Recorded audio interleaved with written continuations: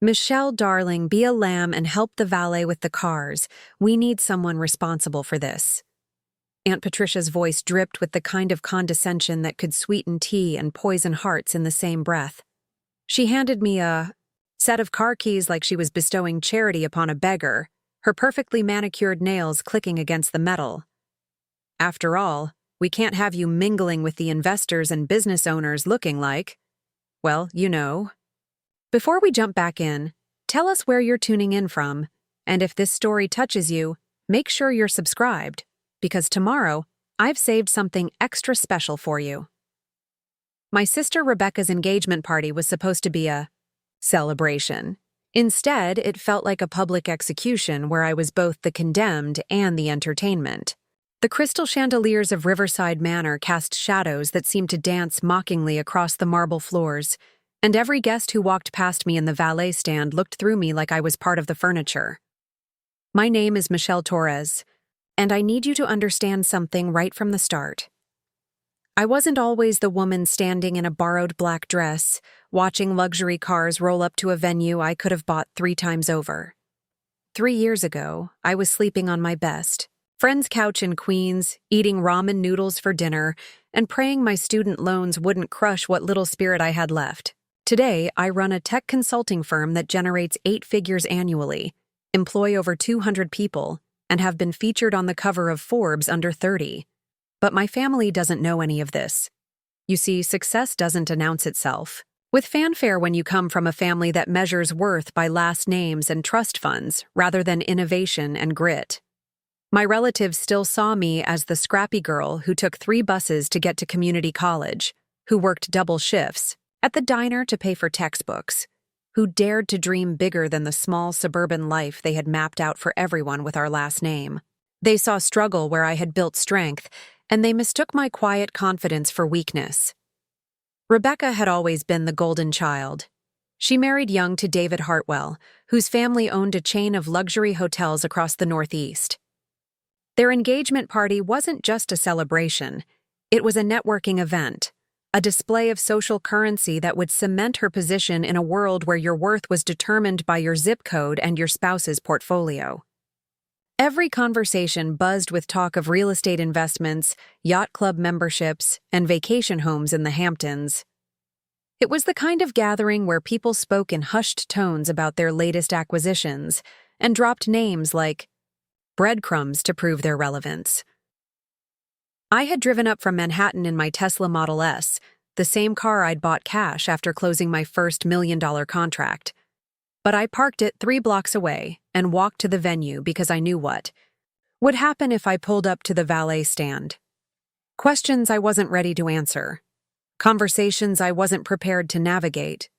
My family's assumptions about my life were comfortable for them, and I had learned that sometimes protecting people's illusions was easier than shattering their worldview.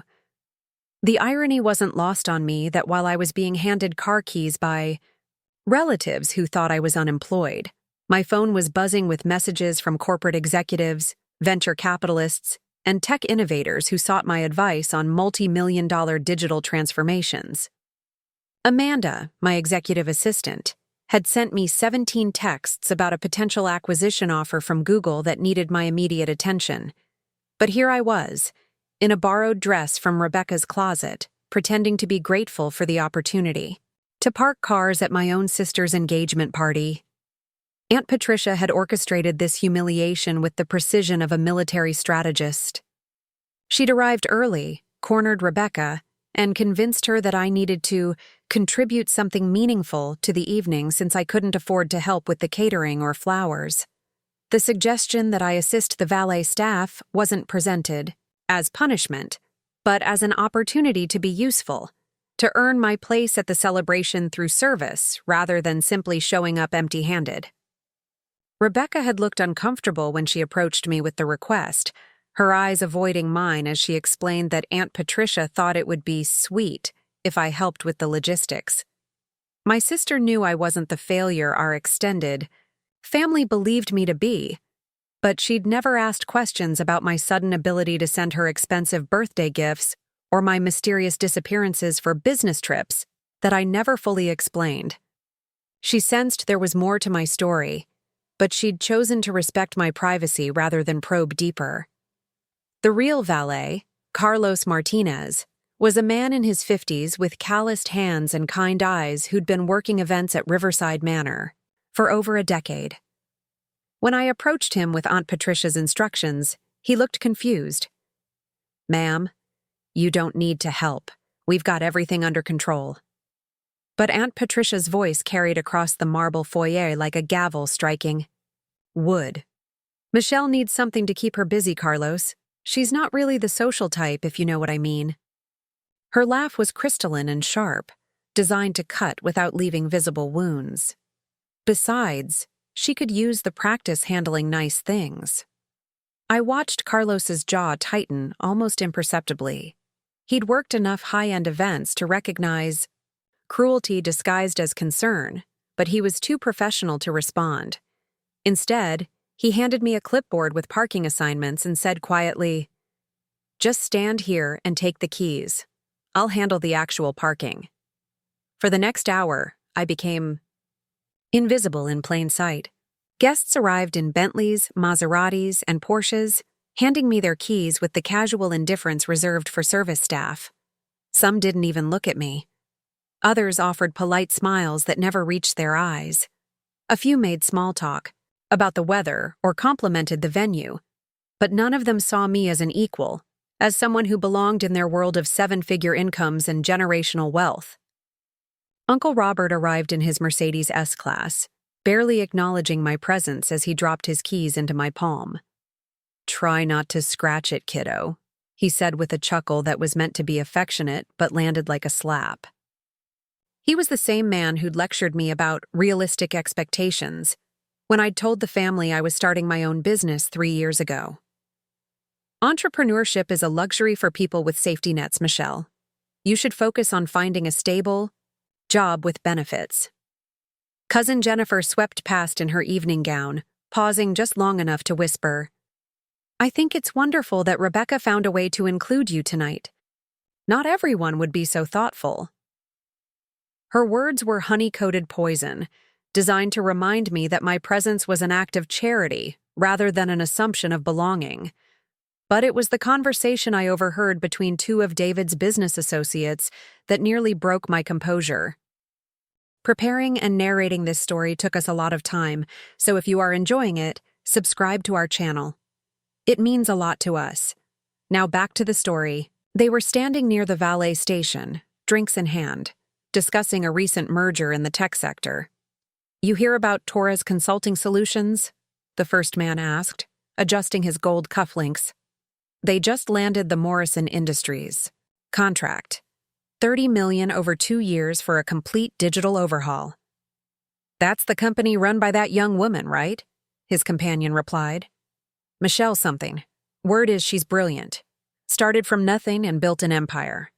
I tried to get a meeting with her last month, but her assistant said she's booked solid until next quarter."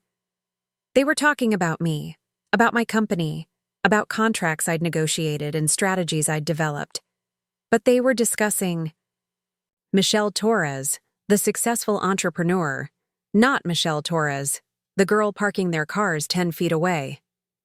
The disconnect was so surreal, it felt like living in 2 different dimensions simultaneously. I forced myself to remain perfectly still, clipboard in hand, as they continued their conversation. They spoke about my company's innovative approach to cloud migration, about the groundbreaking software solutions we'd developed for healthcare systems, about the team of engineers and consultants I'd assembled from MIT, Stanford, and Google. They were excited about the industry disruption I was causing. The traditional consulting giants I was outmaneuvering with more agile, cost-effective solutions. "She's speaking at the Tech Innovation Summit next month," the first man continued. "I bought tickets just to hear her keynote. They're calling her the future of digital transformation." I wanted to laugh at the absurdity of it all. These men were willing to pay hundreds of dollars to hear me speak at a conference, but they couldn't see me standing 3 feet away because I was wearing a simple black dress instead of a power suit, because I was holding car keys instead of a presentation remote. As the evening progressed, more family members arrived, each interaction a fresh reminder of their assumptions about my life. Cousin Tyler, fresh out of college with a marketing degree and a trust fund, actually patted my shoulder sympathetically and slipped me a $20 bill. "For your trouble," he said with the magnanimous air of someone performing an act of kindness. "I know things have been tough for you." The $20 bill felt like it was burning a hole in my pocket. Tyler had no idea that I'd made more money in the past month than he'd see in his first year of employment. That the trouble, he imagined, was actually the most successful period of my professional life. But his gesture, meant as kindness, highlighted the vast chasm between perception and reality that had defined my relationship with my family for the past 3 years. The breaking point came when Aunt Patricia approached me with a group of her friends, women who measured their worth in designer handbags and vacation destinations. "Ladies, I'd like you to meet my niece Michelle," she announced with the tone of someone introducing a charity case. "She's been helping out tonight. So industrious, despite her circumstances." One of the women, dripping in diamonds and condescension, smiled at me with practiced sympathy. "It's lovely that your family supports you during difficult times, dear. Not everyone has such understanding relatives." Another chimed in, "Have you considered going back to school? There are wonderful programs for adult learners. My housekeeper's daughter just finished her associate's degree at 42. They spoke about me as if I were a project to be fixed, a problem to be solved with their wisdom and guidance. They offered advice about job placement services, suggested I look into administrative positions at their husbands' companies, recommended career counseling services for people in transition. Every word was delivered with genuine kindness, which somehow made it worse than outright cruelty would have been. I nodded politely, thanked them for their concern, and excused myself to check on the parking situation. But inside, something was crystallizing, hardening into a resolve I hadn't felt since those early days when I was building my company from nothing. The difference was that back then, I'd had everything to prove and nothing to lose. Now I had everything to lose and nothing left to prove, except perhaps to the people who'd never believed in me to begin with. Carlos had been watching the interactions with increasing discomfort. During a brief lull in arrivals, he approached me with 2 cups of coffee from the catering station. "Rough crowd," he said simply, handing me one of the cups. I accepted the coffee gratefully, surprised by the gesture. "It's family," I said, as if that explained everything. "Family's supposed to lift you up, not tear you down," he replied with the wisdom of someone who'd observed human nature from the service side of countless events. "I've worked a lot of parties like this.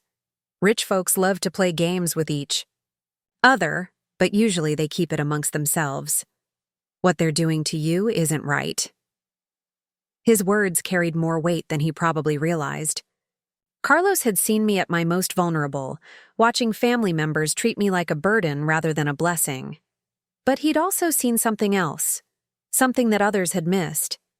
He'd noticed the quality of my shoes, expensive Italian leather, that I'd forgotten I was wearing.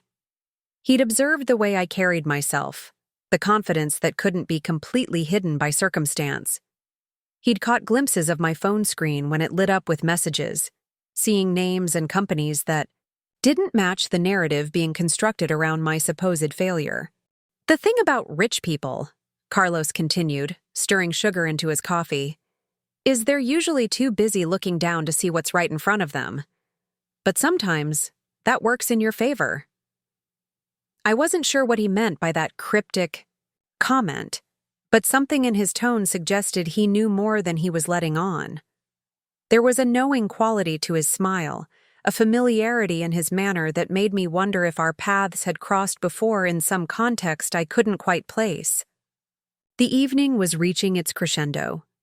Rebecca and David were preparing for their toast, and guests were gathering in the main ballroom.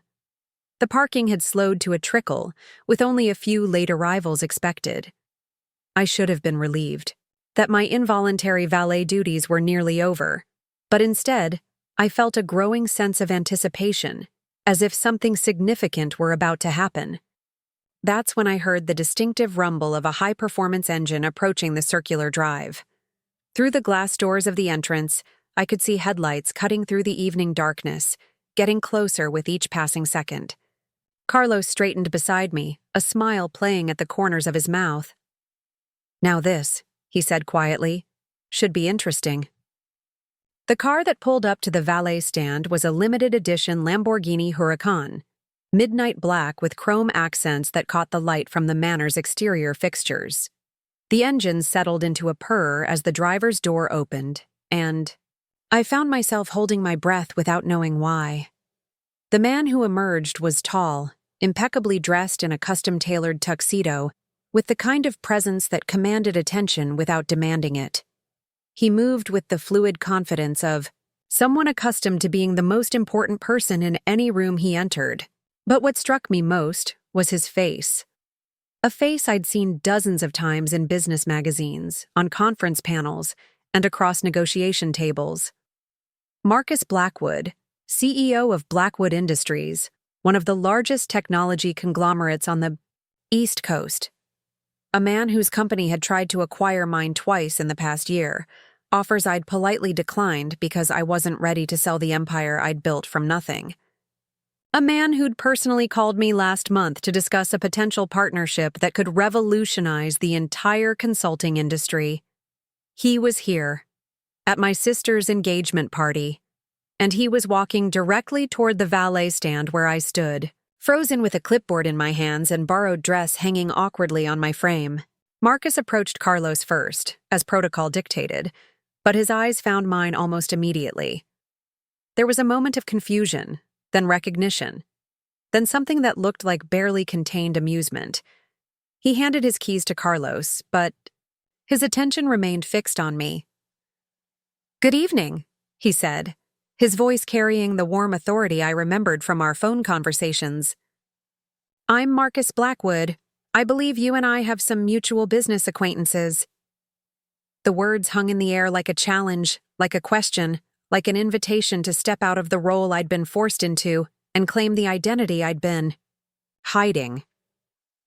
Behind us, through the glass doors, I could see Aunt Patricia watching the interaction with sharp curiosity. Uncle Robert had noticed the expensive car and was craning his neck to get a better look at its owner. Rebecca stood near the ballroom entrance, her eyes wide with confusion as she tried to understand why this obviously important stranger was talking to her sister like they were equals. Carlos cleared his throat softly, and when I looked at him, his smile had transformed into something that can only be described as triumphant. "Ms. Torres," he said, using my last name with deliberate formality, "I believe your guest is ready to be escorted inside." The moment stretched between us like a taut wire, humming with possibility and consequence. I could feel the weight of every assumption, every dismissal, every condescending smile that had been directed my way throughout the evening. I could sense the carefully constructed narrative of my supposed failure beginning to crack under the pressure of an inconvenient truth. Marcus was still waiting for my response, his expression patient but expectant. He knew exactly who I was, just as I knew exactly who he was. The only question was whether I was ready to stop hiding, ready to let my family see the woman I'd become instead of the girl they remembered. I looked down at the clipboard in my hands, at the keys scattered across its surface, at the $20 bill Tyler had given me still crumpled in my pocket. Then I looked back at Marcus Blackwood, one of the most powerful men in American business, waiting for me to acknowledge the professional relationship that had brought him here tonight. The choice was mine. I could continue playing the role they'd assigned me, could let the evening end with their assumptions intact and their superiority, unchallenged, or I could step into the light, claim my space, and show them exactly who Michelle Torres had become. I straightened my shoulders, lifted my chin, and made my decision. "Mr. Blackwood," I said, my voice carrying across the marble foyer with crystalline clarity. "I wasn't expecting you tonight. I hope the drive up from the city wasn't too difficult." The words were simple, professional, but they carried the unmistakable tone of familiarity, of equals acknowledging each other in a space where such recognition shifted the entire balance of power. I handed the clipboard to Carlos, who accepted it with a nod that felt like a benediction, and stepped forward to properly greet the man who'd just unknowingly triggered the first domino in a chain reaction that would reshape everything my family thought they knew about me. Behind the glass doors, I could see faces turning in our direction, conversations pausing mid-sentence, the subtle but unmistakable signs of a social ecosystem recalibrating itself around a new and unexpected variable. The evening was about to take a turn that none of us, least of all me, could have anticipated when it began with Aunt Patricia handing me those car keys and assuming I'd be grateful for the opportunity to be useful. But that was the thing about assumptions. They were only as strong as the information they were built on, and sometimes the most dangerous person in any room was the one everyone had decided to overlook. The silence that followed my acknowledgement of Marcus Blackwood stretched like taffy, sweet and uncomfortable, pulling everyone's attention into a singular focus. Through the glass doors, I could see my family members frozen in various poses of confusion, their champagne glasses suspended mid-sip as they tried to process what they were witnessing. Aunt Patricia's mouth had formed a perfect O of surprise, while Uncle Robert was squinting through his reading glasses as if better vision might help him make sense of the scene unfolding before him. Marcus smiled, and it was the kind of smile that belonged in boardrooms and corner offices, warm but calculating, friendly but powerful. The traffic was manageable, thank you for asking. Though I have to admit, I'm curious about the circumstances that brought you to greeting guests tonight. His tone was carefully neutral, but I caught the subtle emphasis on the word circumstances, and I knew he was giving me an opening to explain without putting me on the spot. Before I could respond, the glass doors burst open with the force of barely contained curiosity. Aunt Patricia glided toward us with the determined grace of a woman who had never met a social situation she couldn't dominate through sheer force of personality. Her silk dress rustled with each step, and her jewelry caught the light like armor, reflecting sunlight before battle. "I don't believe we've been introduced," she announced, extending her hand toward Marcus with the practiced charm of someone accustomed to being the most important person in any conversation. "I'm Patricia Valdez, Rebecca's aunt and the family's unofficial social coordinator for this evening." She glanced meaningfully at me, her smile sharp enough to cut glass. "I hope Michelle has been taking good care of you. We've put her in charge of guest services tonight." The phrase guest services hung in the air like a euphemism everyone understood, but no one wanted to acknowledge directly. It was Aunt Patricia's way of explaining my presence at the valet stand without using words, like parking attendant or helping the staff, terms that might sound too obviously condescending to an outsider. Marcus shook her hand politely, but his eyes never left mine. "Ms. Torres has been perfectly professional, as always." The word always landed like a small bomb in the conversation, implying a familiarity that contradicted everything my family believed about my current circumstances. Though I confess I'm surprised to find her working events. Last I heard, she was rather busy with her own ventures. I watched Aunt Patricia's smile falter for just a moment, a hairline crack in her composure as she processed this unexpected information. Behind her, I could see Rebecca approaching with David in tow, both of them wearing expressions of polite confusion mixed with growing concern. Uncle Robert and Cousin Jennifer weren't far behind, drawn by the same magnetism that pulls people toward car accidents and reality television. "Her own ventures?" Aunt Patricia repeated, her voice carrying just enough skepticism to plant doubt without seeming openly hostile. "How fascinating. Michelle hasn't mentioned any business projects?" To the family, "Have you, dear?" She turned to me with the kind of smile that mothers use when they're about to publicly correct their children's exaggerations. This was the moment I had been dreading and anticipating in equal measure for the past 3 years. The moment when my carefully maintained fiction would collide with reality, when the protective distance I'd built between my family's assumptions and my actual life would collapse like a house of cards in a hurricane. I could feel the weight of their expectations pressing down on me, the collective assumption that I would stumble, that I would be exposed as a fraud, that whatever Marcus Blackwood thought he knew about me was obviously a case of mistaken identity. I prefer to keep my professional and personal lives separate, I said carefully, choosing my words like a chess player selecting moves. The family has enough to celebrate tonight without distractions. It was a diplomatic non-answer, designed to deflect without lying, to maintain peace without sacrificing truth. But Marcus wasn't going to let me hide that easily.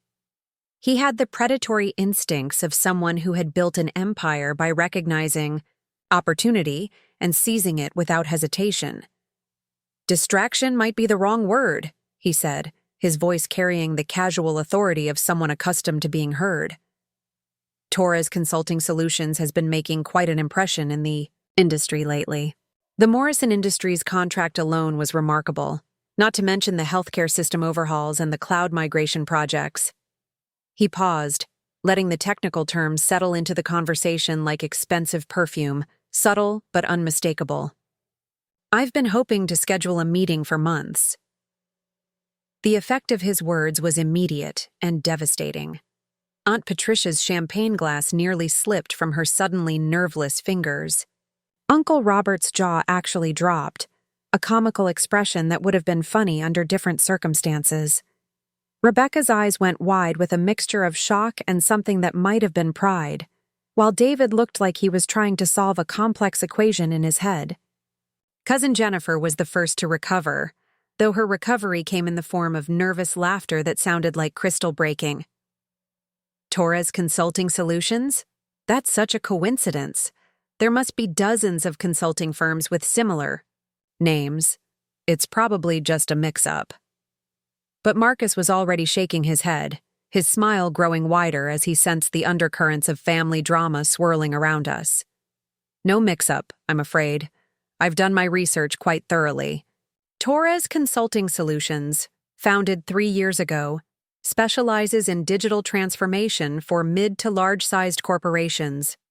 Current annual revenue approaching 8 figures, with a client list that reads like a Fortune 500 directory.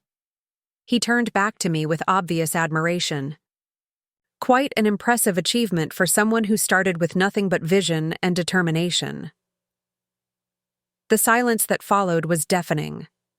I could practically hear the gears grinding in my family's collective consciousness as they tried to reconcile this new information with everything they thought they knew about my life. The Michelle they had constructed in their minds, the struggling graduate who couldn't afford to contribute to engagement party expenses, was crumbling before their eyes like a sandcastle at high tide. Aunt Patricia was the first to attempt damage, control, though her efforts came across more like a general trying to rally troops after the enemy had already breached the walls. Well, that's wonderful, Michelle. Though I have to say, it's rather strange that you haven't mentioned any of this to the family. We've been so worried about you, thinking you were still struggling to find your footing after graduation. Her words carried an accusation disguised as concern, the implication that my silence about my success was somehow a betrayal of family trust. It was a masterful piece of emotional manipulation, designed to make me feel guilty for protecting myself from their judgment, while simultaneously positioning herself as the victim of my deception. I wasn't ready to discuss it, I replied, my voice steady despite the adrenaline coursing through my veins. Building a business is complicated, and I didn't want to raise expectations until I was certain it would succeed. Uncle Robert found his voice next, though it came out as more of a croak than his usual confident baritone. 8 figures? You mean you're making millions? The word millions seemed to echo in the marble foyer, bouncing off the crystal chandeliers and settling into the consciousness of everyone present, like sediment in still water. It was one thing to hear about consulting contracts and industry, recognition, but the raw financial reality carried a weight that abstract business success couldn't match. Marcus nodded approvingly. Quite successfully, from what I understand. Though I have to admit, I'm more impressed by the innovation than the revenue. The software solutions Torres Consulting has developed for healthcare data management are revolutionary. We've been trying to license similar technology for our own medical device division. Each piece of information Marcus shared was like another nail in the coffin of my family's assumptions. I could see them struggling to reframe their understanding of who I was, trying to fit this new reality into their existing worldview like forcing a square peg into a round hole. The cognitive dissonance was almost palpable, a collective mental strain that manifested in nervous laughter, uncomfortable shifting, and the kind of rapid blinking that people do when they're trying to process information that doesn't compute. Rebecca finally stepped forward, her expression a complex mixture of pride, confusion, and something that looked suspiciously like hurt. "Michelle, why didn't you tell us? We're family. We should have been celebrating your success, not—" She gestured helplessly at the valet stand, at the clipboard Carlos was still holding, at the entire elaborate charade that had defined the evening until this moment. The pain in her voice cut deeper than I had expected. Rebecca wasn't like Aunt Patricia or Uncle Robert, wasn't motivated by social climbing or status competition. Her hurt was genuine, born from the realization that I had been living a double life, that I had chosen to let her worry about my financial stability rather than trust her with the truth about my success. "I wasn't trying to deceive anyone," I said, and I meant it. I just needed space to build something without the pressure of family expectations or the risk of failure being a public spectacle. It was a truthful explanation, but I could see it landing differently with different family members. Rebecca nodded slowly, beginning to understand my perspective. David, ever the businessman, was already calculating the implications of having a successful tech entrepreneur in the family. But Aunt Patricia and Uncle Robert wore expressions of barely concealed irritation, the kind of anger that comes from discovering you've been wrong about something you were certain of. "Space, Aunt?" Patricia repeated, her voice dripping with the kind of disdain usually reserved for concepts like tax audits or expired milk. "You needed space from your family while you were building a fortune. How perfectly modern of you." Her words were designed to wound, to make me feel guilty for my success rather than proud of my achievement. It was a classic manipulation tactic, the kind of emotional warfare that had kept me at arm's length from family gatherings for years.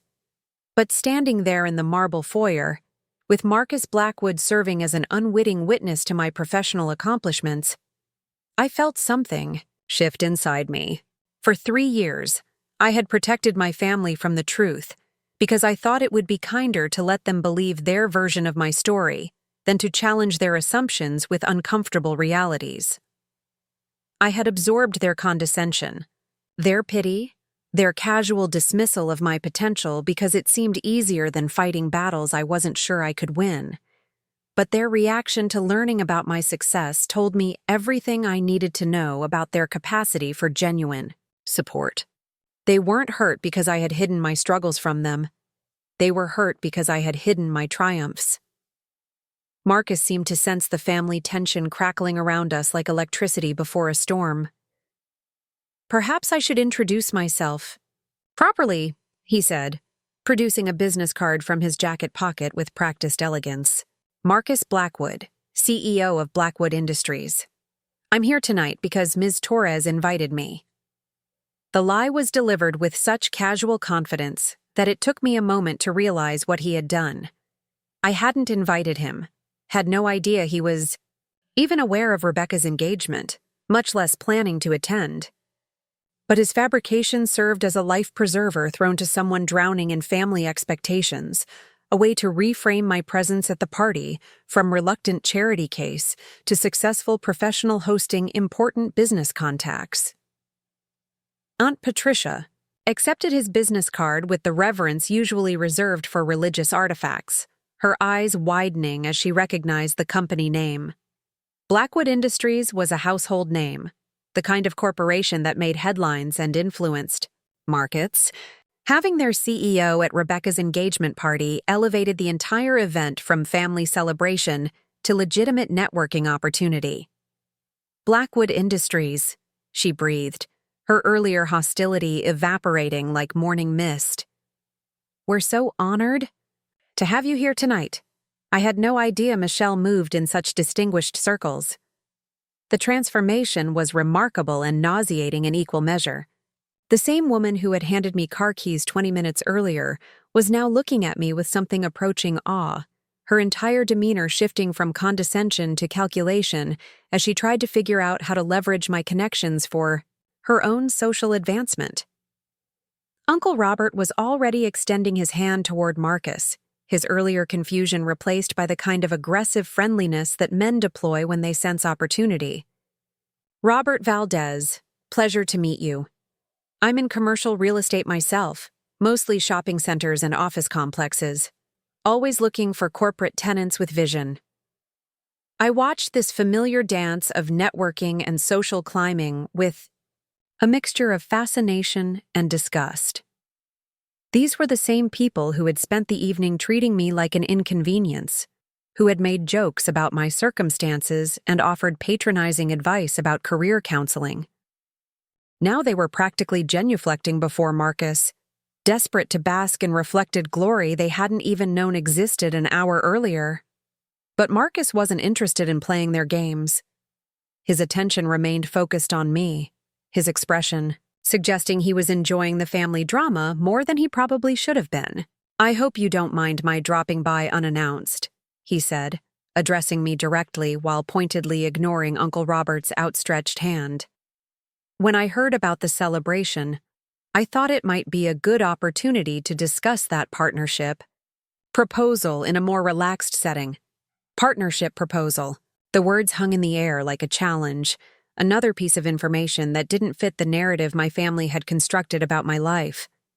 I could see them processing this new data point, adding it to the growing pile of evidence that their assumptions about me had been not just wrong, but spectacularly, embarrassingly wrong. "Of course," I replied, falling into the rhythm of professional conversation as easily as slipping on comfortable shoes. "Though I should warn you, my preliminary assessment suggests your current infrastructure might not be ready for the kind of integration we discussed. The legacy systems alone would require a complete overhaul." The technical discussion that followed was probably incomprehensible to most of my family, but its effect was undeniable. Every mention of cloud architectures, data protocols, and system migrations served as further proof that I belonged in Marcus's world, that our conversation was between equals rather than between a powerful CEO and someone's struggling niece. Cousin Tyler, who had given me $20 earlier like he was feeding pigeons in the park, stood at the edge of our circle with his mouth slightly open, looking like he was watching a magic trick he couldn't quite figure out. His trust fund and marketing degree, which had seemed so impressive at dinner conversations, suddenly appeared quaint next to discussions of enterprise software solutions and corporate acquisitions. The transformation in my family's behavior was swift and comprehensive. Aunt Patricia, who had orchestrated my humiliation with military precision, was now hanging on every word of my conversation with Marcus, occasionally interjecting with enthusiastic but meaningless observations designed to insert herself into our discussion. Uncle Robert had transitioned from dismissive uncle to eager supplicant, nodding sagely at technical concepts he clearly didn't understand while looking for openings to mention his own business ventures. Even Cousin Jennifer, who had earlier suggested I look into adult learning programs, was now studying me with the kind of intense focus usually reserved for celebrities and car accidents. Her earlier condescension had been replaced by calculating curiosity, the social climber's instinct to identify and cultivate relationships with successful people. But it was Rebecca's reaction that affected me most deeply. My sister stood slightly apart from the crowd that had gathered around Marcus and me, her expression cycling through confusion, hurt, pride, and something that looked like grief. She was mourning the sister she thought she knew, the struggling graduate who needed protection and support, while simultaneously trying to reconcile that image with the successful entrepreneur who was casually discussing multi-million-dollar business deals with one of the most powerful CEOs in the country.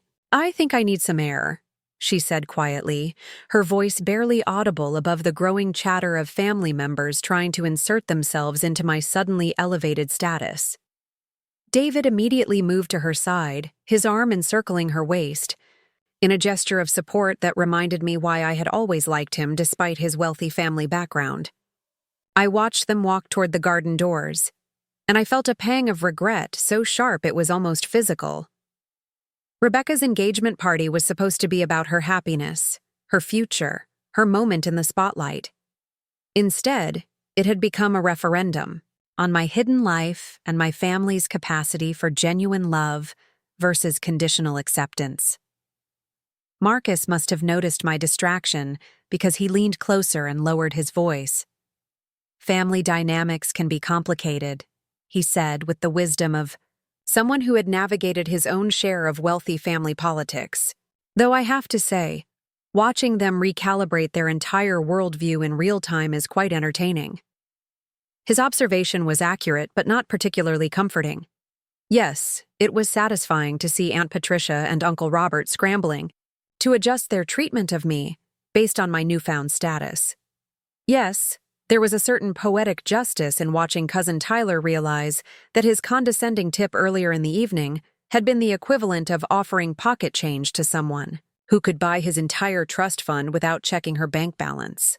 But the satisfaction felt hollow, tainted by the realization that their acceptance was conditional on my success rather than rooted in unconditional family love. They weren't celebrating my achievements because they were proud of me as a person. They were repositioning themselves to benefit from my professional connections and social capital. "I should probably talk to my sister," I said, glancing toward the garden where Rebecca and David had disappeared. "This isn't how I wanted her to find out." Marcus nodded understandingly. "Of course. Though if I may offer some advice from someone who has experience with family complications in professional settings." I nodded, and he continued. "Sometimes the people who claim to know us best are the ones who have the hardest time accepting that we've changed. Growth threatens the comfortable narratives they've built about who we are and where we belong in their world." His words carried the weight of personal experience, and I wondered briefly about his own family dynamics, about the challenges that came with building an empire while maintaining relationships with people who remembered you before you had power and influence. "The irony," I said, watching Aunt Patricia hold court near the valet stand where she had humiliated me less than an hour earlier, "is that I hid my success to protect their feelings. I thought it would be easier for everyone if I just let them believe their version of my story." "And how did that work out for you?" Marcus asked with a wry smile. "About as well as you'd expect," I admitted.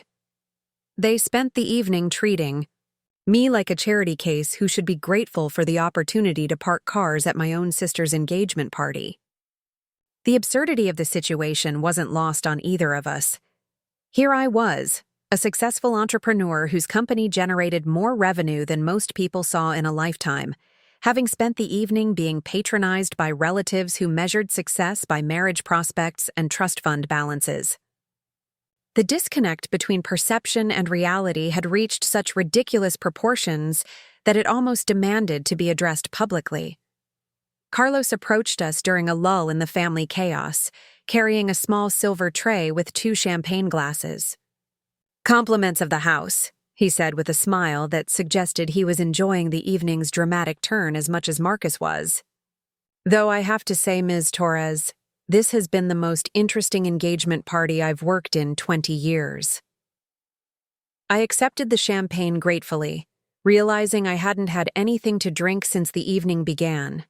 The irony wasn't lost on me that I was now being served by the same man who had been my fellow service worker just an hour earlier, back when my family thought I belonged behind the valet stand rather than in front of it. "Carlos," I said, a sudden thought occurring. "To me. How did you know? Earlier tonight, you seemed to recognize me from somewhere." His smile widened, and he glanced around to make sure the growing crowd of family members wasn't listening to our conversation. "Torres Consulting Solutions renovated the entire computer system at my daughter's hospital last year. There was a Big article in the local paper about the young woman who donated the software upgrades that saved the pediatric wing from closing due to budget cuts. He paused, his expression growing more serious. Maria's been in and out of that hospital since she was born. The new system you designed cut her appointment wait times from hours to minutes. You probably saved her life, and you definitely saved our family thousands of dollars in medical bills. The revelation hit me like a physical blow. I remembered the pediatric hospital project, a pro bono job we had taken on after learning about their funding crisis. The hospital's outdated computer systems were causing dangerous delays in patient care, and their administration couldn't afford the commercial solutions offered by larger consulting firms.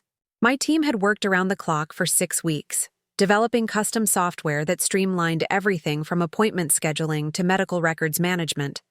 But I had never met Carlos before tonight, had no idea that his daughter was one of the patients whose care had been improved by our work. The universe, it seemed, had a sense of humor about timing and revelation. "I've been wondering all night how to thank you properly," Carlos continued, his voice thick with emotion.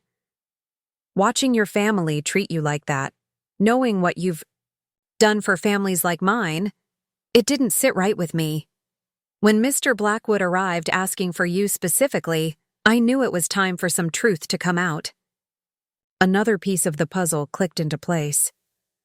Marcus hadn't arrived at the party by coincidence, or because I had invited him.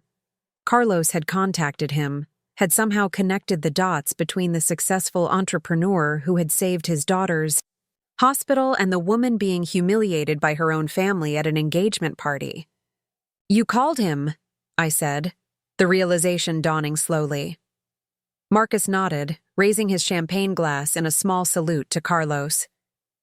"I received a very interesting phone call about an hour ago from a gentleman who was concerned about the treatment of a young woman at a party in Westchester. When he mentioned your name and described the situation, I decided this was exactly the kind of event that warranted a personal appearance." The orchestration was remarkable in its elegance and timing. Carlos had recognized the injustice of my situation and taken action to correct it, using the very connections and reputation my family had been unaware of to expose the truth about my circumstances. It was poetic justice delivered with the precision of a Swiss watch and the dramatic flair of a Hollywood screenplay. But as I looked around at my family members, all of whom were now desperately trying to catch my attention and insert themselves into my conversation with Marcus, I realized that the evening's revelations were just the beginning. They had spent years building their assumptions about my life, and one conversation with a CEO wasn't going to completely reshape their understanding of who I was or where I belonged in their social hierarchy. The real test would come in the days and weeks that followed, when the shock of discovery wore off and they had time to process the implications of my hidden success. Would they embrace the truth about my achievements and apologize for their treatment of me?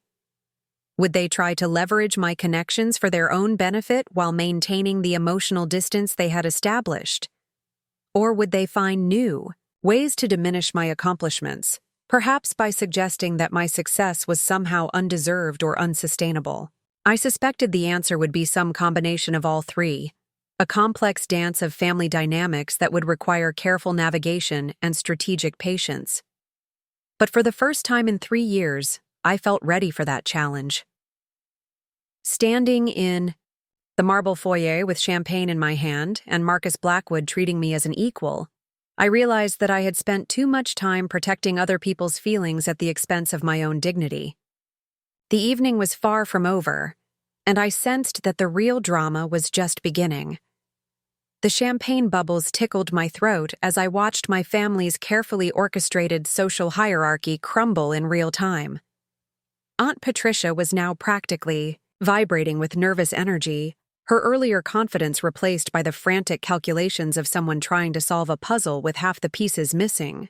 She kept glancing between Marcus and me like she was watching a tennis match played at light speed, trying to track every nuance of our professional relationship while simultaneously recalibrating her entire approach to family dynamics. Marcus, excused himself momentarily to take a phone call, leaving me alone with the growing circle of relatives who had suddenly discovered my existence was worth their attention. The transformation was fascinating from an anthropological perspective, like watching a nature documentary about pack animals adjusting their social order after discovering one of their supposed subordinates was actually an apex predator. "Michelle, darling," Aunt Patricia began, her voice now dripping with the kind of artificial sweetness that made my teeth ache. "I feel absolutely terrible about the misunderstanding earlier. If I had known about your business success, I never would have suggested you help with the parking arrangements." She laughed, a crystalline sound that didn't reach her eyes. "Though I suppose it shows wonderful character that you were willing to pitch in despite your elevated circumstances." The word misunderstanding was doing a lot of heavy lifting in that sentence. It wasn't a misunderstanding when she had handed me those car keys with a smirk of superiority. It wasn't confusion that had motivated her comments about me needing something to keep busy. It was calculated humiliation, designed to reinforce the social pecking order she believed governed our family relationships. "Character," I repeated thoughtfully, as if I were testing the word for flavor. "That's an interesting way to frame it." Uncle Robert cleared his throat, the sound echoing slightly in the marble foyer. "What Patricia means is that we're all incredibly proud of what you've accomplished. A tech consulting firm, 8-figure revenue, partnerships with Fortune 500 companies. It's remarkable." He paused, his expression growing more calculating. "I have to ask, though, why keep it secret from the family? We could have been celebrating your achievements all this time." The question carried an undercurrent of accusation, the implication that my silence about my success was somehow a betrayal of family trust. It was a masterful piece of emotional manipulation designed to make me feel guilty for protecting myself from their judgment while simultaneously positioning themselves as victims of my deception. "I wasn't keeping secrets," I said carefully. "I was being selective about what I shared and when. Building a company from nothing is a precarious process, and I didn't want to raise expectations or invite opinions until I was certain of my foundation." Cousin Jennifer stepped closer, her earlier condescension replaced by the kind of aggressive friendliness that people deploy when they're trying to retroactively claim credit for someone else's success. "You're so humble about it, though. If I had built something like that, I would have been shouting it from the rooftops." She laughed nervously. "I mean, when I got promoted to senior marketing coordinator last month, I posted about it on every social media platform I have." The comparison was revealing in ways she probably didn't intend. Jennifer's promotion to a mid-level marketing position was the kind of achievement that merited social media celebration in her world, while my multi-million-dollar company was something I had chosen to keep private. The scale difference said everything about our respective approaches to success and recognition. Tyler, who had given me $20 earlier like he was tipping a parking attendant, was now studying me with the intensity of someone trying to solve a complex equation. "So, when you said you were working on some projects a few months ago at Dad's birthday party, you were actually running a major consulting firm." I remembered that conversation vividly. Tyler had asked about my career prospects while we were standing around the barbecue grill, and I had mentioned that I was working on some business development projects. He had nodded politely, and then immediately changed the subject to his own internship at his father's accounting firm, clearly assuming that my projects were the kind of small-scale endeavors that unemployed graduates pursued to feel productive. "Among other things," I confirmed. The Morrison Industries contract we were discussing that week closed the following Monday. $30 million over 2 years for a complete digital infrastructure overhaul. The number hung in the air like a challenge. Impossible to ignore or diminish. $30 million was more money than most of my family members would see in their entire careers. And the casual way I mentioned it served as a reminder that my world now operated on a completely different scale than theirs. I could see the mental recalculations happening in real time. Tyler's $20 tip, which had seemed generous when he thought I was struggling, now appeared almost insulting in retrospect. Aunt Patricia's comments about me needing something to keep busy took on a different meaning when viewed through the lens of someone who was probably fielding business calls worth more than her annual salary. Marcus returned from his phone call with the fluid grace of someone accustomed to managing multiple high-stakes conversations simultaneously. "I apologize for the interruption," he said, slipping his phone back into his jacket pocket. Crisis. Management in the Shanghai office. Time zones make international business particularly demanding. His casual mention of international operations and crisis management served as another reminder of the professional sphere I now inhabited. A world where decisions made in marble-floored mansions could affect operations on 3 different continents. It was the kind of detail that impressed my family while simultaneously emphasizing how far my professional life had evolved beyond their understanding. "Shanghai," Uncle Robert repeated with the reverence usually reserved for exotic destinations or expensive wines. "Blackwood Industries has operations in Asia. 14 countries across 3 continents," Marcus replied matter-of-factly. "Though our most exciting expansion opportunities are actually in the domestic market, which is why I've been so eager to discuss potential partnerships with innovative companies like Torres Consulting Solutions." The conversation was moving into territory that made my family increasingly uncomfortable, technical discussions of market penetration and strategic alliances that highlighted their distance from my professional reality. I could see them struggling to contribute meaningfully to the discussion, throwing out occasional questions or observations that revealed their fundamental misunderstanding of how modern business operated. But I was beginning to sense something else beneath their obvious discomfort with my hidden success. There was a growing undercurrent of resentment, a collective realization that I had not only achieved more than they had imagined possible, but had done so without their guidance, support, or even awareness. For people who had built their identity around being the successful, sophisticated members of the family, my independent achievement threatened their entire narrative about themselves and their place in our social hierarchy. Aunt Patricia was the first to probe these deeper implications. "It's wonderful that you've done so well for yourself, Michelle, though I have to say it explains some things that seemed odd at the time." Her smile was razor-sharp, designed to cut without leaving visible wounds. "Like when you declined to contribute to the engagement party expenses, or when you said you couldn't afford to join us for that weekend in the Hamptons last summer." The accusation was subtle but unmistakable. She was suggesting that my claims of financial limitation had been lies, that I had been deliberately deceiving the family about my circumstances while secretly enjoying wealth that I refused to share with them. It was a particularly insidious form of attack, designed to reframe my success as selfishness and my privacy as betrayal. "I declined to contribute to expenses I didn't think were necessary," I corrected calmly. "A $50,000 engagement? Party seemed excessive for celebrating something that could be honored just as meaningfully with a family dinner." The number landed like a small explosion in the conversation. $50,000 for a single evening's entertainment was indeed excessive by any reasonable standard, but for Aunt Patricia it represented something more important than money. It was a statement of status, a demonstration of the family's capacity to spend lavishly on celebrations that would be photographed, discussed, and remembered by their social circle. "Excessive," she repeated, her voice carrying just enough hurt to suggest I had wounded her feelings rather than criticized her spending priorities. "I suppose when you're making millions, 50,000 does seem like pocket change." It was a masterful pivot, designed to make my criticism of their extravagance sound like arrogance rather than practicality.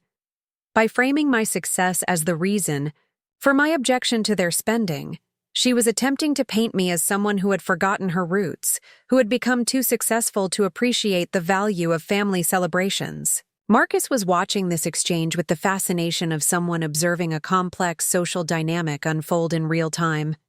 I could see him taking mental notes about family power structures and emotional manipulation tactics, the kind of behavioral Patterns that probably served him well in corporate negotiations and board meetings. Actually, I said, deciding it was time to introduce some uncomfortable truths into the conversation. My objection wasn't based on the amount of money involved. It was based on the assumption that I should contribute to an event where I was expected to work as unpaid service staff. The silence that followed was deafening. I had finally said what everyone had been carefully avoiding, had put words to the fundamental inequality that had defined the evening's early hours. They had expected me to pay for the privilege of being humiliated, to contribute financially to a celebration where I was treated as hired help rather than honored family. Rebecca chose that moment to return from the garden, David close behind her with his arm still protectively around her waist. My sister's eyes were slightly red, suggesting she had been crying, and her expression carried the weight of someone processing information that challenged everything she thought she knew about her family dynamics. "I heard voices," she said, softly, looking around at the gathered family members with something that might have been disappointment. I thought maybe it was time to rejoin the party. The word party carried an ironic edge that wasn't lost on anyone present.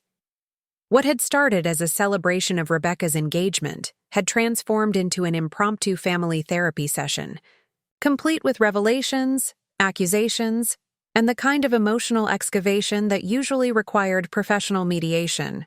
"We were just discussing Michelle's remarkable business success," Aunt Patricia said with the kind of forced brightness that people use when they're trying to pretend everything is normal, despite obvious evidence to the contrary. "It's been quite an evening of surprises." Rebecca looked at me with an expression I couldn't quite read, a mixture of pride, hurt, and something that looked suspiciously like relief. "Michelle, can we talk privately for a moment?"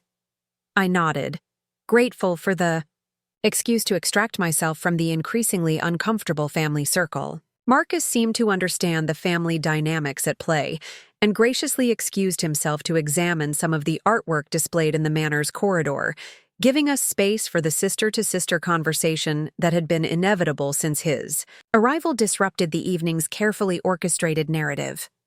We walked toward a quiet alcove near the garden doors, away from the family members who were now engaged in animated discussions about my revelation and its implications for their understanding of our social hierarchy.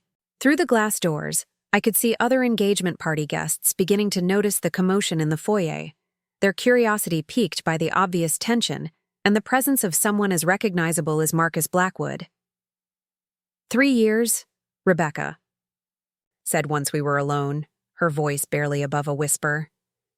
"You've been building this empire for 3 years and I had no idea. I've been worried about you, Michelle. I've been losing sleep thinking about how you were struggling, how I could help you get back on your feet." The pain in her voice was genuine and cut deeper than any of Aunt Patricia's calculated barbs. Rebecca's concern had been real. Her love, unconditional. Her worry a product of sisterly affection rather than social calculation. Learning that her compassion had been based on a fundamental misunderstanding of my circumstances was clearly devastating for her. "I wasn't struggling," I said gently. "At least not in the way you thought. Building a company is challenging, but it's not the same as being unable to pay rent or buy groceries. But you let me think." She trailed off, shaking her head in confusion. "When I offered to help with your student loans, when I tried to give you money for job interview clothes, when I suggested you move in with David and me until you got settled, you let me worry about all of that when you were actually successful beyond anything I could have imagined." I had forgotten about those offers, the gentle attempts at sisterly support that I had declined without explanation. At the time, I had been touched by her generosity while also being careful not to reveal the true reason I didn't need her help. Now I realized that my silence had caused her unnecessary anguish, had made her feel helpless in the face of what she perceived as my financial struggles. "I thought I was protecting you," I admitted, "and protecting myself. I wasn't ready for the family's opinions about my business choices, and I didn't want to deal with the pressure that would come with everyone knowing about my success. Pressure from who? Rebecca asked, though I could see in her expression that she already knew the answer. We both glanced back toward the foyer, where Aunt Patricia was now holding court with renewed energy, her voice carrying across the marble space as she regaled other family members with her version of the evening's revelations. Even from a distance, I could see her gesturing animatedly, no doubt spinning the story in a way that positioned her as either the victim of my deception or the wise family matriarch who had always suspected there was more to my situation. "I see," Rebecca said softly, "and you were right to be concerned about that pressure. Look at them now, already figuring out how to benefit from your connections or how to make your success about their own social standing." Her observation was painfully accurate.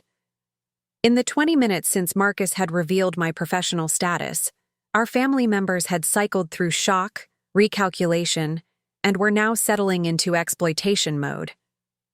I could see Uncle Robert exchanging business cards with some of the other engagement party guests, no doubt mentioning his niece's consulting firm and her connections to major corporate leaders. Cousin Jennifer was taking selfies near Marcus's Lamborghini, probably planning to post them on social media with captions about family celebrations and successful relatives. "I should have trusted you with the truth," I said. "You're not like them, Rebecca. You never have been." She smiled, though it was tinged with sadness. "I appreciate that, but I understand why you kept it private. Tonight has been educational. Watching how they treated you when they thought you were struggling, and then seeing how quickly that changed when they learned about your success." She shook her head in disgust. "It's not a good look for our family." Through the glass doors, I could see more engagement party guests gravitating toward the foyer, drawn by the obvious drama and the novelty of having a celebrity CEO at what was supposed to be a simple family celebration. The party was transforming before our eyes, shifting from Rebecca's moment in the spotlight to a networking opportunity centered around my unexpected emergence from professional hiding. "I'm sorry," I said, and I meant it deeply. "This is your engagement party. It should be about you and David, not about my business drama or family politics." Rebecca was quiet for a long moment, watching the crowd gather around Marcus as he graciously answered questions about his company and his presence at the party.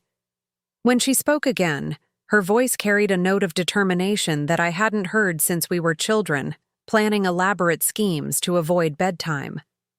"Actually," she said, "I think this might be exactly what this party needed.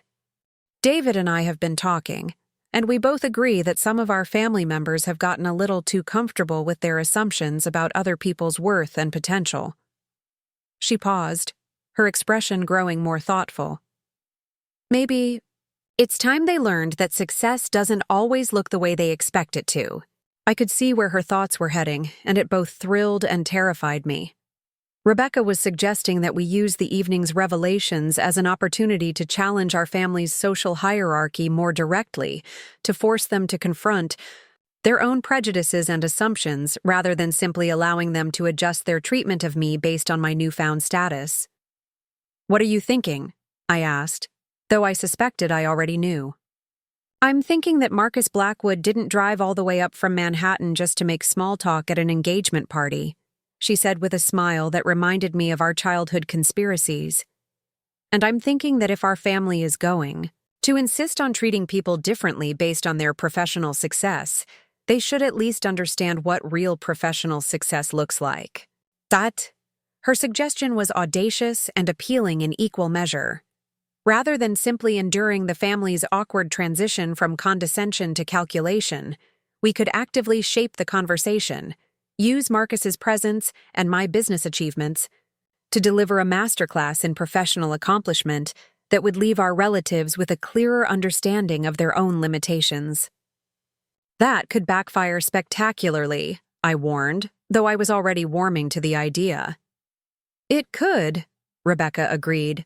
"But watching Aunt Patricia try to explain why she had you parking cars 20 minutes after learning you could buy and sell her investment portfolio Might be worth the risk. I laughed despite myself, the first genuine moment of levity I'd experienced all evening. Rebecca was right that there was a certain poetic justice in forcing our family to confront the full scope of their misjudgment, not just about my circumstances, but about their own capacity for recognizing talent and potential when it didn't come wrapped in familiar packaging. Marcus appeared to sense our conspiratorial mood because he approached our alcove with the predatory smile of someone who enjoyed strategic thinking and complex problem-solving.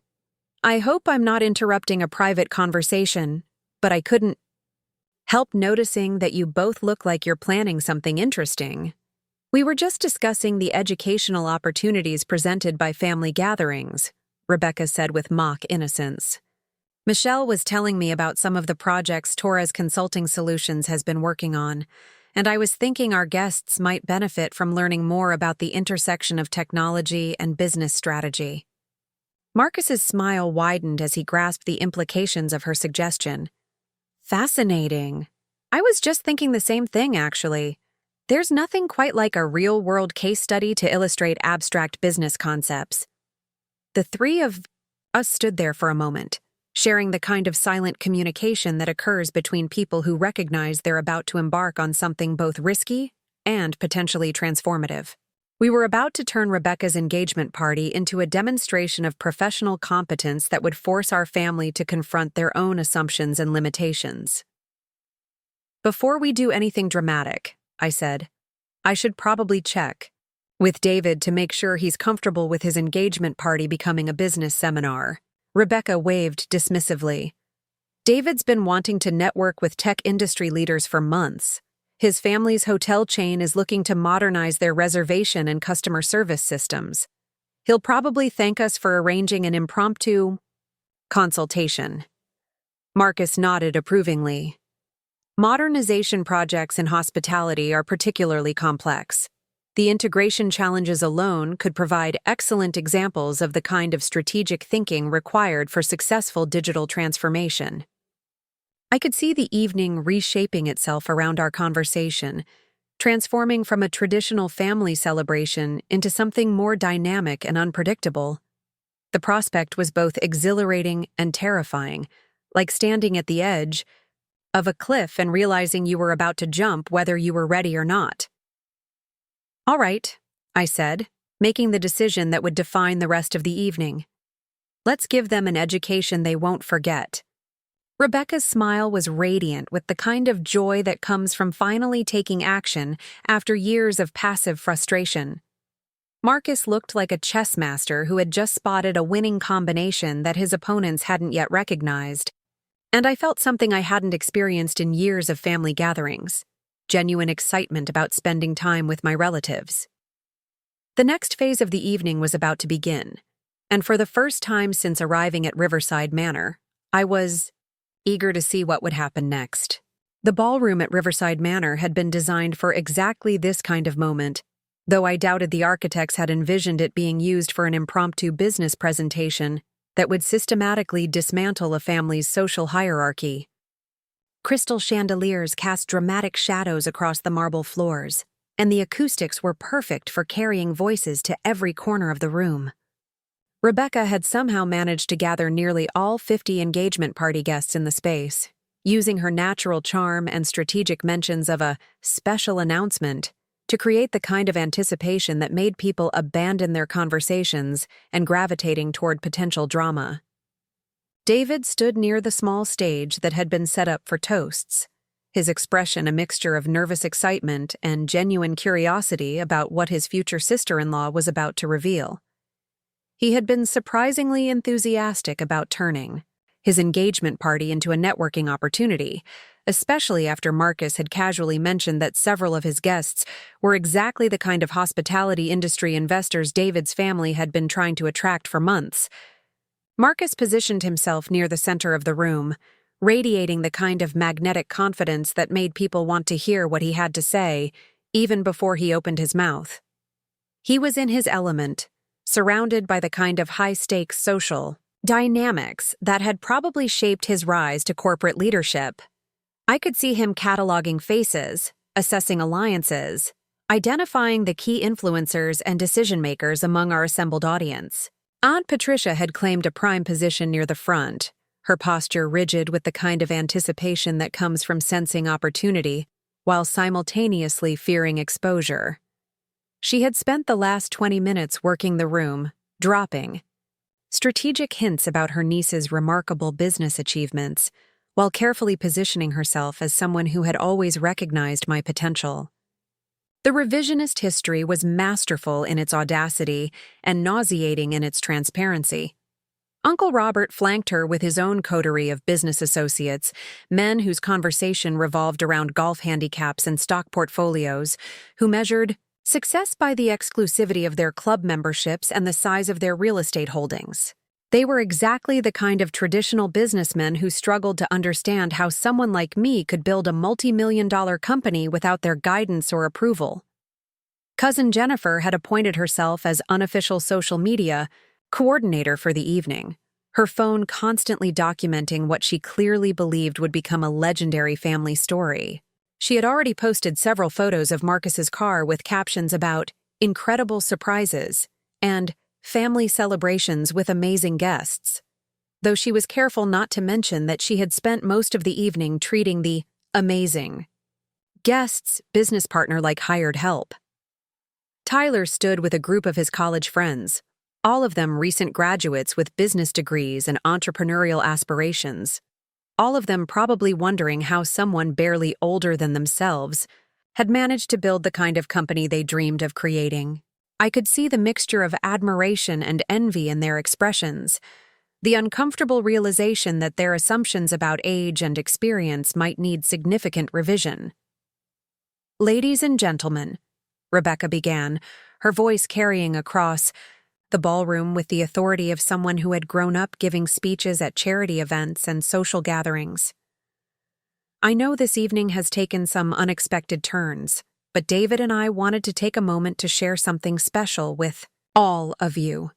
She paused, allowing the anticipation to build as conversations died and attention focused on the small stage. The room fell silent except for the soft clink of champagne glasses and the rustle of expensive fabric as people shifted position to get better views of whatever revelation was about to unfold. "When I planned this engagement party, I thought the most exciting announcement would be our wedding date," Rebecca continued with a smile that carried just enough mischief to suggest that plans had changed. "But it turns out that sometimes the most amazing stories are hiding in plain sight, waiting for the right moment to be shared." Marcus stepped forward with the fluid grace of someone accustomed to commanding attention in rooms full of powerful people. "Thank you, Rebecca, for allowing me to join your celebration tonight. I'm Marcus Blackwood, CEO of Blackwood Industries, and I'm here because I've been trying for months to arrange a meeting with one of the most innovative entrepreneurs in the tech consulting industry." The mention of his company name sent a ripple of recognition through the crowd. Blackwood Industries was a household name, the kind of corporation that made headlines and influenced markets. Having their CEO at a family engagement party elevated the entire event from local celebration to legitimate business gathering. "The entrepreneur I'm referring to," Marcus continued, his voice growing stronger as he warmed to his subject, "has built a company from absolutely nothing into an 8-figure enterprise in just 3 years. Torres Consulting Solutions has revolutionized digital transformation for healthcare systems, financial institutions, and manufacturing companies across the country." I could see the exact moment when several guests realized he was talking about me. The recognition spread through the room like ripples in a pond, starting with David's business associates who had heard of my company and expanding outward as people began connecting the dots between Marcus's presence and my unexpected emergence from professional hiding. "The pediatric hospital project alone," Marcus said, his tone growing more passionate as he described work that I had considered routine problem-solving, saved millions of dollars in operational costs while reducing patient wait times by 70%. The custom software developed for that project is now being studied by hospital administrators nationwide as a model for efficient healthcare delivery. Carlos, who was serving champagne near the back of the room, caught my eye and nodded approvingly. His daughter's hospital experience had been just one of dozens of similar projects, but hearing Marcus describe the broader impact of that work made me realize how many lives had been touched by solutions my team had developed. But what impressed me most about Torres Consulting Solutions, Marcus continued, building toward what I suspected would be the evening's crucial revelation, wasn't just the technical innovation or the financial success. It was the founders' ability to identify problems that established consulting firms had dismissed as unsolvable and develop solutions that combined cutting-edge technology with practical implementation strategies. Aunt Patricia was beginning to look uncomfortable, her earlier confidence replaced by the dawning realization that this presentation might not unfold according to her preferred narrative. She had positioned herself as someone who had always recognized my potential. But Marcus's description of my achievements was making it clear that my success had been built without family support or guidance. The founder of Torres Consulting Solutions, Marcus said, turning toward me with a smile that carried both professional respect and personal amusement, is someone many of you know quite well. Michelle Torres. Would you mind joining me up here? The silence that followed was absolute. Every eye in the room turned toward me as I made my way to the front, my heels clicking against the marble floor with a rhythm that seemed unnaturally loud in the hushed ballroom. I could feel the weight of their collective attention, the mixture of shock, curiosity, and calculation that accompanied the realization that their assumptions about me had been spectacularly wrong. As I reached the front of the room, I caught sight of my reflection in one of the ornate mirrors that lined the ballroom walls. The woman looking back at me was poised, confident, and entirely comfortable with being the center of attention in a room full of powerful people.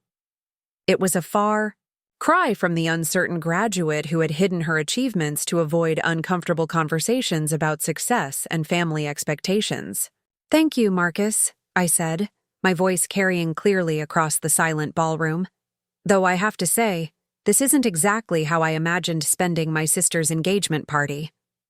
The comment drew nervous laughter from several guests, breaking some of the tension that had built during Marcus's introduction.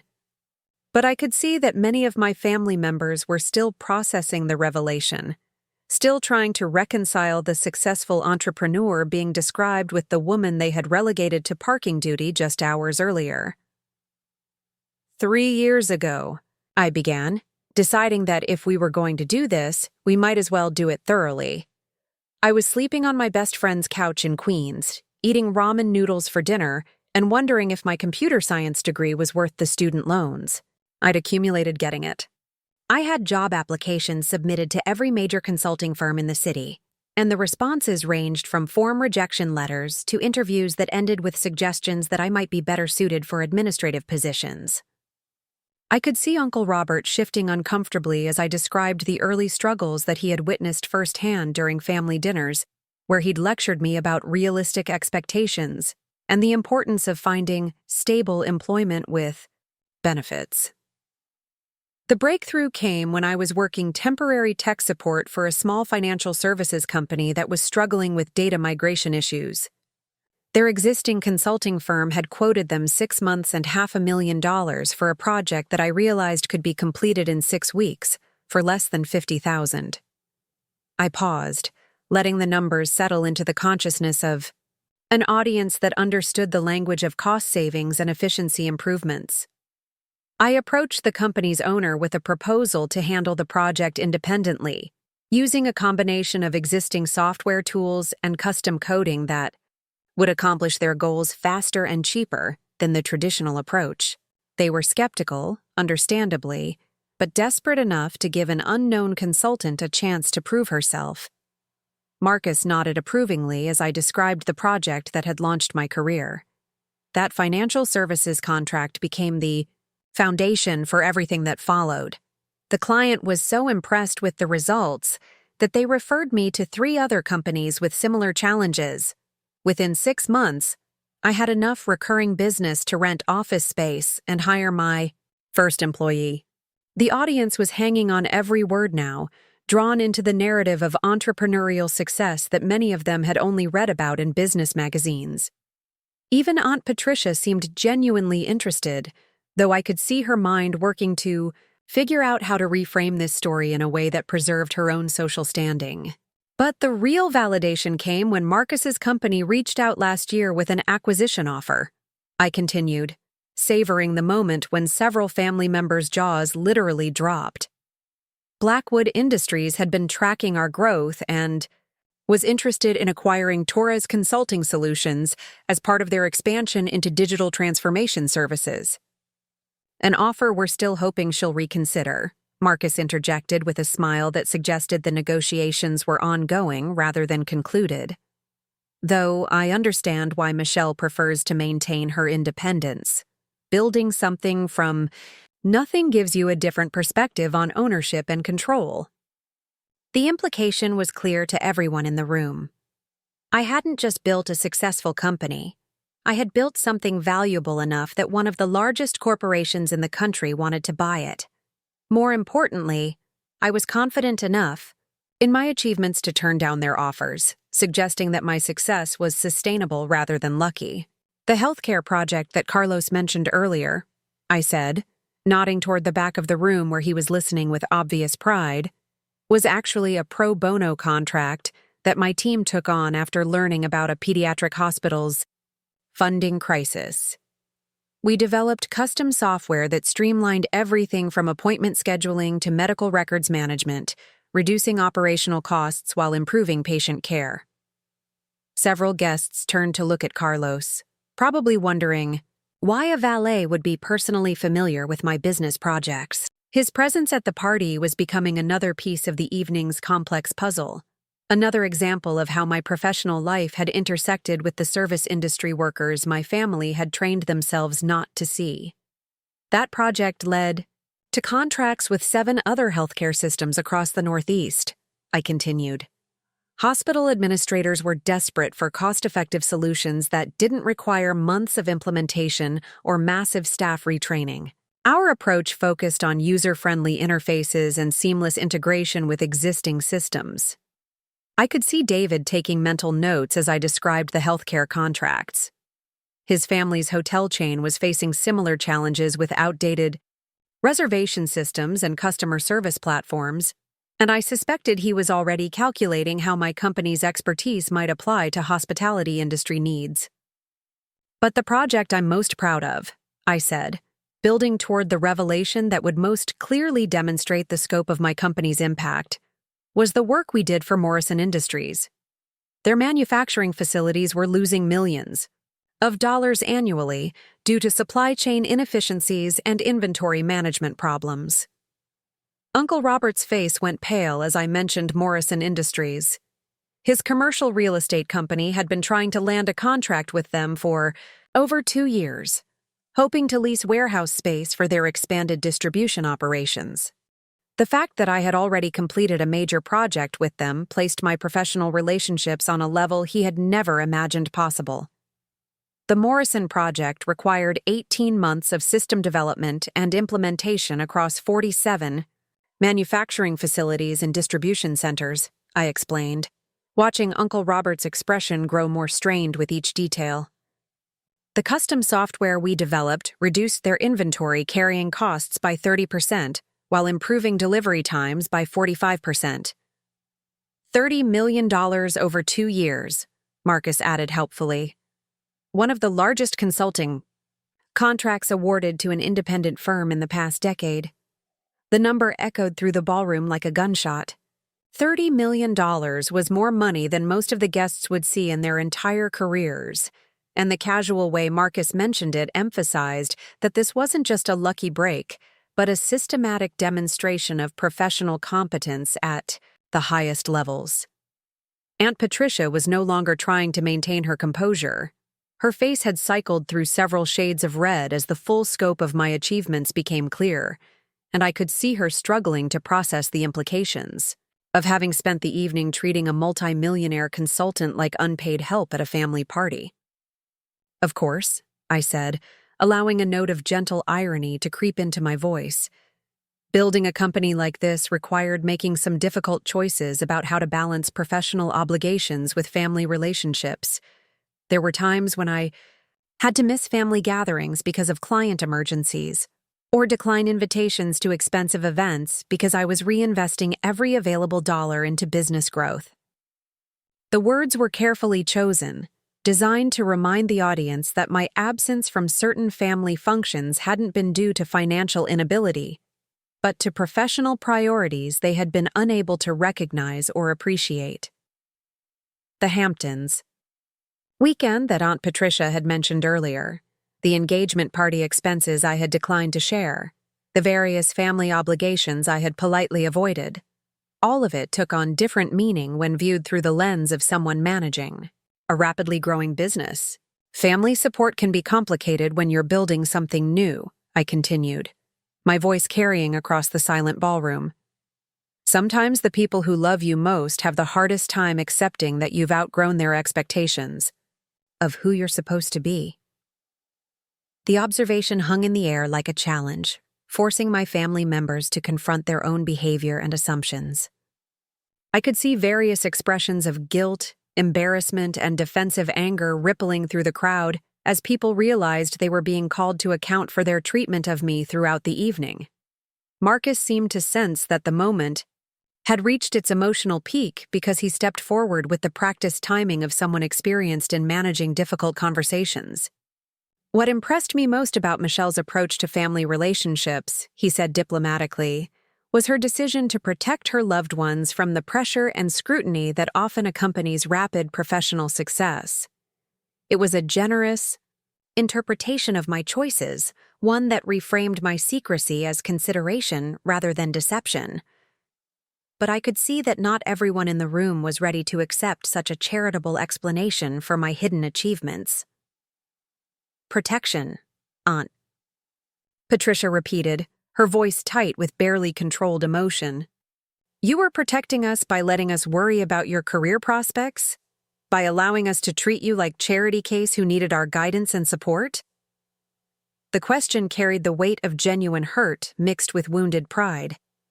She was confronting the reality that her condescension had been based on completely false assumptions, and the emotional whiplash of transitioning from superiority to embarrassment was clearly painful.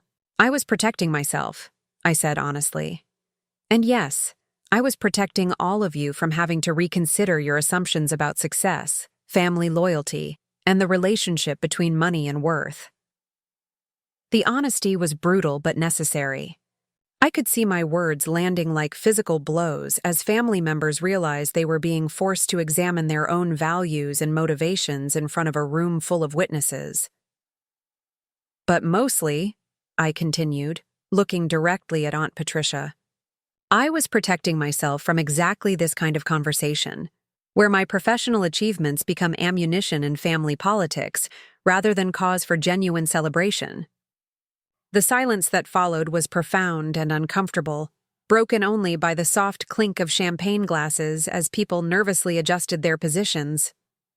Marcus was watching the family dynamics unfold with obvious fascination, while Rebecca stood near the stage with an expression of fierce pride mixed with protective anger on my behalf. Carlos chose that moment to step forward from the back of the room, his movement drawing attention away from the family tension and toward the broader implications of the evening's revelations. If I may, he said, his voice carrying clearly across the ballroom despite its gentle tone. I think there's something else people should know about Ms. Torres and her company. All eyes turned toward him as he approached the front of the room with quiet dignity. I had no idea what he was planning to say, but I trusted his judgment enough to let him continue without interruption. My daughter Maria has been in and out of hospital since she was born, Carlos said, his voice steady despite the emotion underlying his words. The old computer systems at her pediatric hospital meant waiting hours for appointments, delays in getting test results, medication errors because records weren't properly updated. We almost lost her twice because of administrative problems. That delayed emergency treatment. The room was completely silent now, everyone sensing that they were about to hear something that would redefine their understanding of the evening's significance. The software system that Ms. Torres and her team installed changed everything, Carlos continued. Appointment scheduling that used to take hours now takes minutes. Test results are available immediately.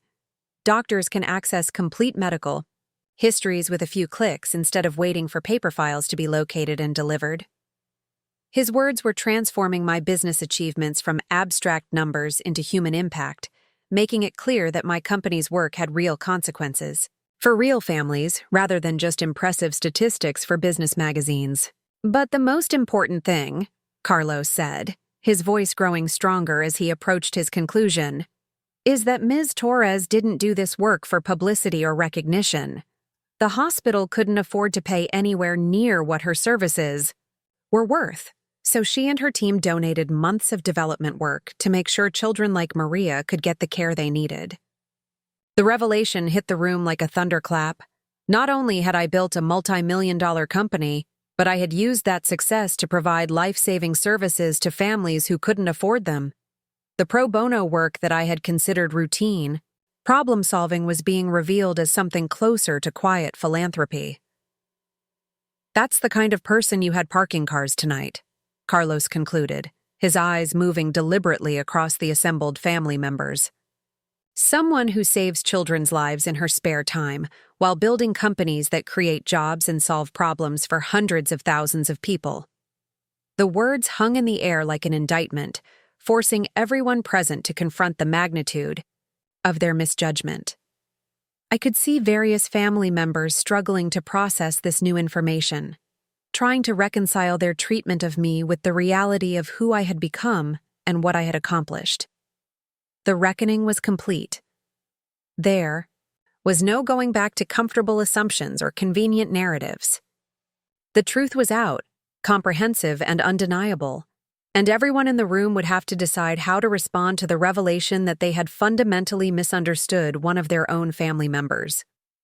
The evening had reached its turning point, and the consequences of what happened next would reshape our family relationships for years to come. Part 5. New World Order and Legacy. The silence stretched across the ballroom like morning fog, heavy and transformative, as 50 engagement party guests absorbed the full weight of what they had just witnessed. I stood at the front of the room, no longer the woman who had been handed car keys with condescending smiles, but someone whose very presence had shifted the gravitational center of every relationship in the space. The crystal chandeliers cast different shadows now, illuminating faces that wore expressions of shock, embarrassment, calculation, and in some cases, genuine shame. Marcus stepped closer to me, his professional instincts recognizing that the moment required careful management to avoid complete social implosion. "I think," he said with diplomatic grace, "this calls for a toast to new beginnings and honest conversations." His suggestion provided a lifeline for people who were struggling to navigate the emotional wreckage of their shattered assumptions. Champagne glasses rose tentatively around the room, though the gesture felt more like a peace treaty than a celebration. David was the first to find his voice, moving toward the small stage with the kind of purposeful energy that suggested he had been waiting for exactly this opportunity. "I'd like to say something, if I may." He looked around the room, making eye contact with various family members before settling his gaze on me. "Michelle, I owe you an apology. We all do, but I want to start with my own." His words carried the weight of genuine remorse, and I could see Rebecca watching him with obvious pride as he continued. "When Rebecca and I started planning this engagement party, we talked about wanting to surround ourselves with people who had supported our relationship and believed in our potential. What we didn't realize was that we had family members whose potential we had completely failed to recognize or support. The observation landed heavily on several relatives who were still processing their own complicity in the evening's revelations. Aunt Patricia looked like she was fighting an internal war between defensive anger and dawning comprehension of her own behavior. The hotel industry has been struggling with exactly the kind of digital transformation challenges that Torres Consulting Solutions specializes in solving, David continued, his businessman's instincts allowing him to pivot from apology to opportunity without seeming crass. I've been in meetings for months with consulting firms who quoted us ridiculous timelines and astronomical costs for projects that now seem embarrassingly simple compared to what Michelle has accomplished elsewhere. I could see where his thoughts were leading, and I appreciated both his honesty about the family's failures and his recognition that tonight's revelations had created new possibilities for professional collaboration. What I'm saying, David concluded, is that we've been idiots. Not just about Michelle's circumstances, but about our own failure to see talent and innovation when it was sitting right at our dinner table. His words drew the first genuine applause of the evening, a scattered but heartfelt acknowledgement that resonated with guests who were beginning to process their own assumptions and biases. I could see several people nodding in recognition, perhaps remembering their own moments of dismissing potential they hadn't been trained to recognize. Rebecca joined David on the stage, her expression radiating the kind of fierce loyalty that had made her my closest family ally, even when she didn't fully understand my circumstances. I want to add something to what David said, because I think it's important that everyone understand what really happened here tonight. She paused, surveying the room with the authority of someone who had grown up navigating complex family politics. Michelle didn't reveal her success tonight to embarrass anyone or to prove a point. She's been protecting all of us from having to confront our own prejudices and limitations. But sometimes protection becomes enabling, and tonight we got to see what happens when comfortable assumptions meet inconvenient truths. Her analysis was surgical in its precision, cutting directly to the heart of the family dynamics that had shaped the evening's events. I could see various relatives flinching as they recognized themselves in her description of people who had been enabled to maintain false beliefs about worth and potential. My sister built an empire while we worried about her job prospects, Rebecca continued, her voice growing stronger with each word. She donated life-saving technology to children's hospitals while we offered her career counseling. She turned down acquisition offers from Fortune 500 companies, while we slipped her $20 bills like she was a college student who'd spent too much on textbooks. Tyler's face went crimson as Rebecca's words called direct attention to his earlier condescension, but her observation wasn't intended as personal attack so much as systematic analysis of collective failure. But the most damaging thing we did, Rebecca said, building toward her conclusion, was create an environment where Michelle felt she had to choose between family relationships and professional honesty. We made it clear through our actions and assumptions that our love and respect were conditional on her fitting into roles we found comfortable rather than celebrating who she actually was. The emotional weight of her words settled over the room like a blanket, forcing everyone present to confront the possibility that their family relationships had been built on foundations more fragile than they had imagined. Carlos, who had been standing near the back of the room since his powerful testimony about the hospital project, stepped forward again with the quiet confidence of someone who had already said the most important thing, but had one final observation to share. "If I may add something," he said, his voice carrying the authority of someone whose perspective had been shaped by years of observing family dynamics from the service side of social events. "I've worked a lot of parties like this, for a lot, of families who measure success by stock portfolios and country club memberships. But I've never seen anyone treat their own family member the way some of you treated Ms. Torres tonight." His words were delivered without malice, but with the kind of moral clarity that cut through social pretension and forced people to examine their behavior through the lens of basic human decency. "The thing about real wealth," Carlos continued, "real success, real class, it doesn't need to prove itself by diminishing other people. Ms. Torres could have shut down every insult, every condescending comment, every assumption about her worth with a single phone call to her accountant. But she chose grace instead of retaliation, protection instead of revenge. I felt tears threatening for the first time all evening, not from humiliation or anger, but from the unexpected gift of being seen and understood by someone whose opinion mattered more than all the business magazines and acquisition offers in the world. That's character, Carlos concluded. That's the kind of person who builds companies that change lives instead of just making money. And that's the kind of person you should be proud to have in your family, not someone you put in charge of parking cars while you network with people whose accomplishments don't come close to matching hers.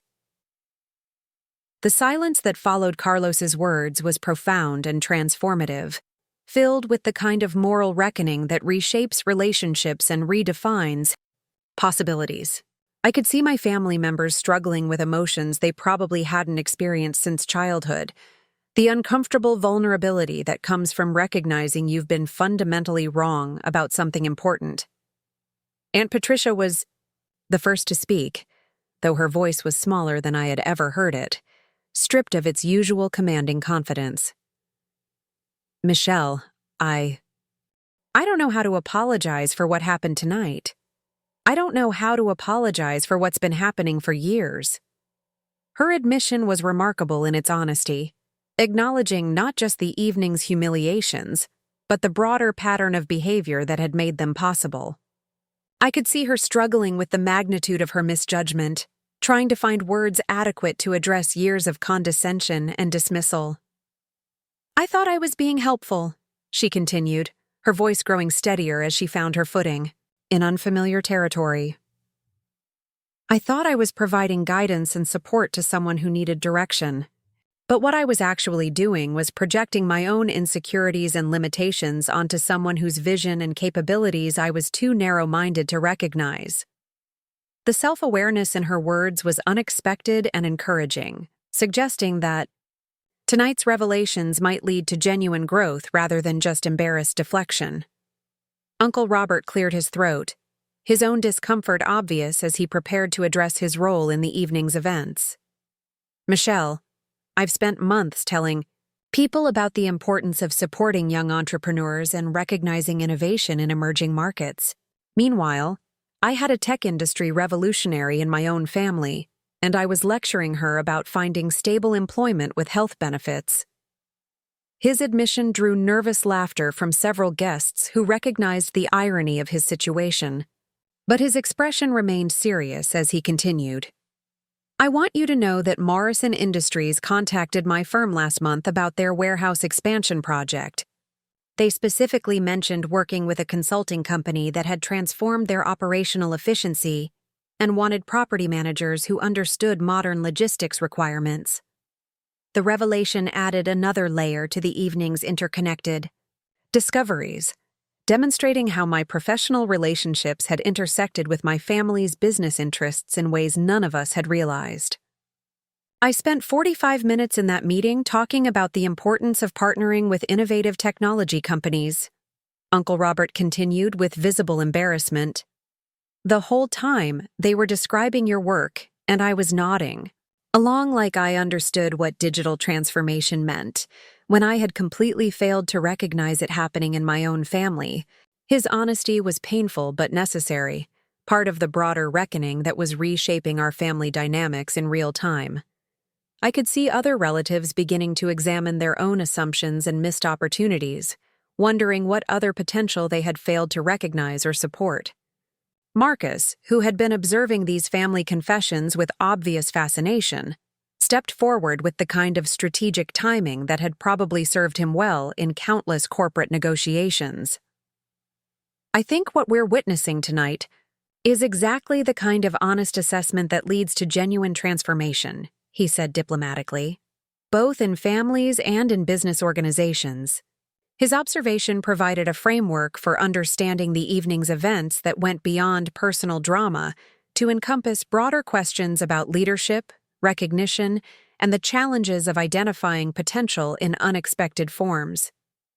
The acquisition offer I mentioned earlier, Marcus continued, addressing me directly, was motivated by our recognition that Torres Consulting Solutions had developed approaches to complex problems that our internal teams hadn't been able to solve despite significantly larger budgets and longer timelines. He paused, allowing the implications of his words to settle before continuing.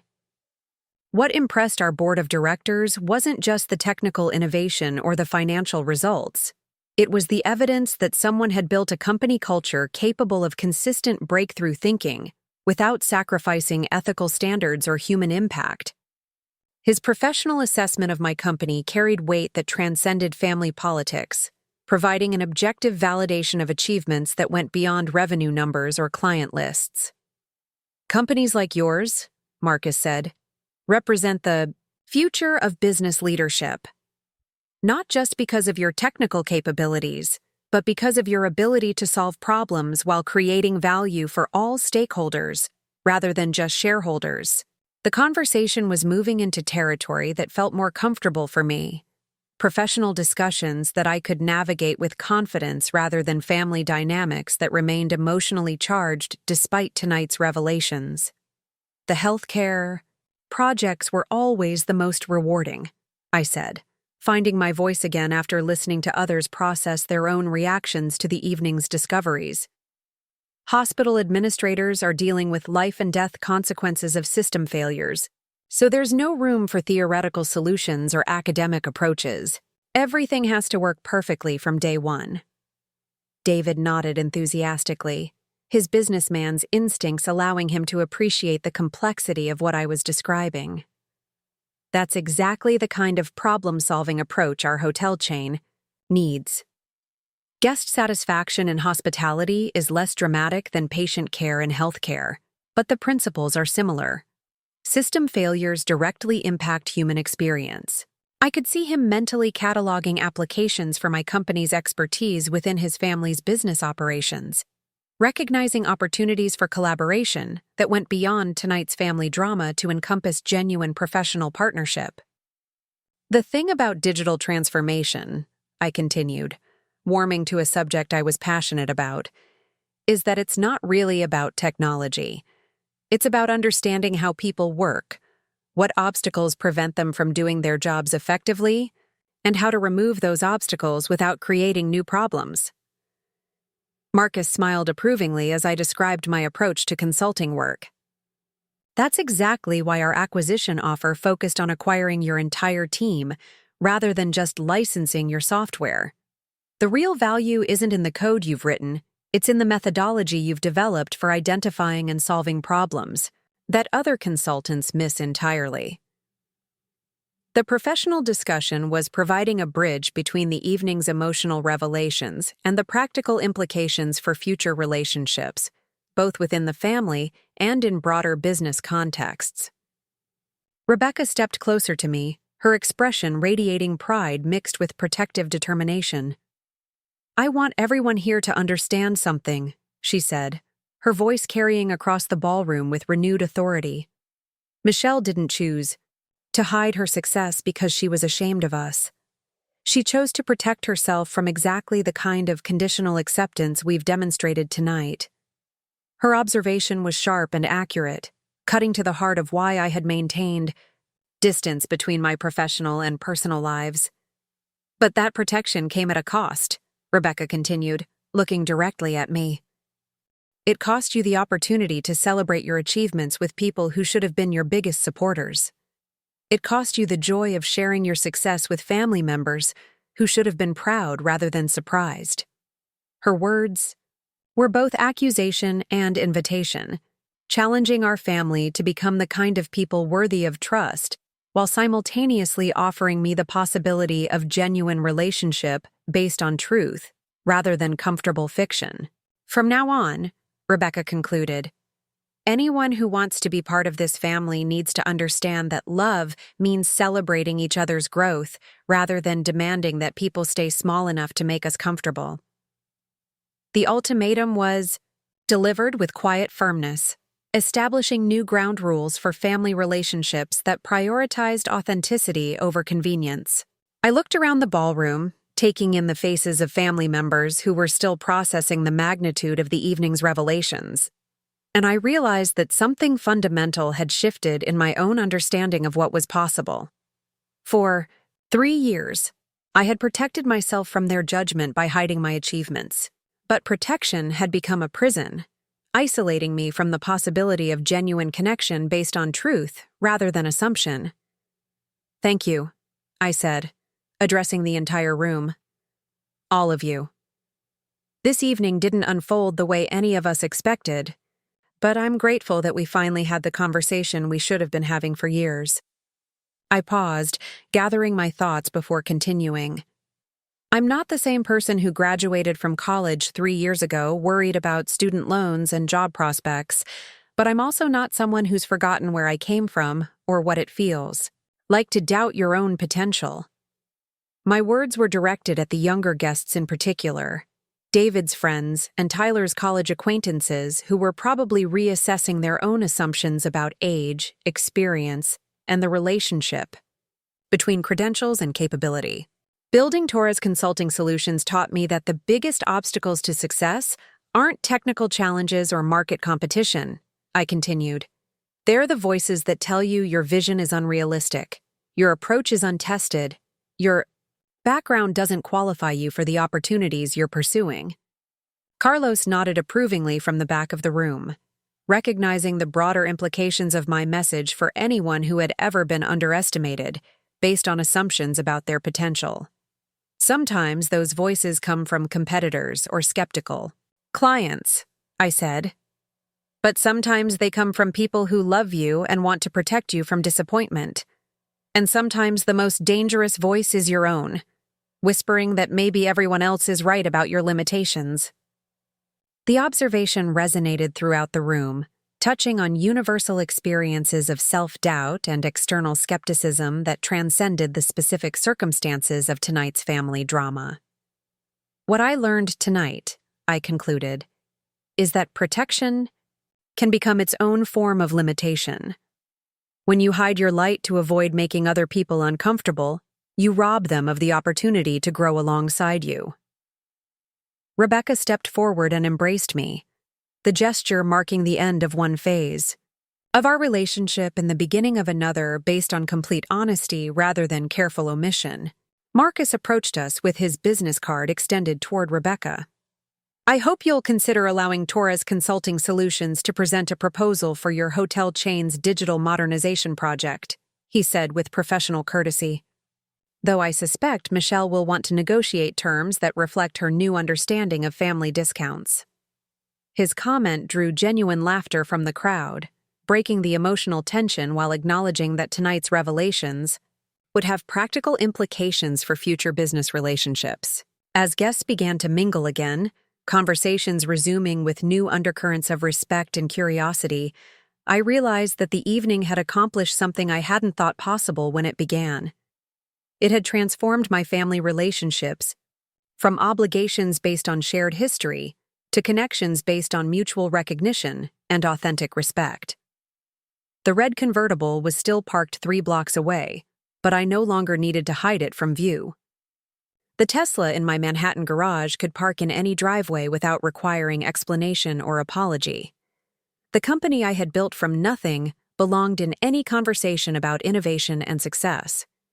But more importantly, I belonged in my own family, not as someone grateful for their tolerance, but as someone whose achievements enhanced their understanding of what was possible. The engagement party continued around us, but it was celebrating more than Rebecca and David's future together. It was celebrating the end of assumptions and the beginning of relationships based on truth rather than comfortable fiction. 6 months. Later, I received a handwritten letter on expensive stationery, the kind Aunt Patricia favored for important correspondence.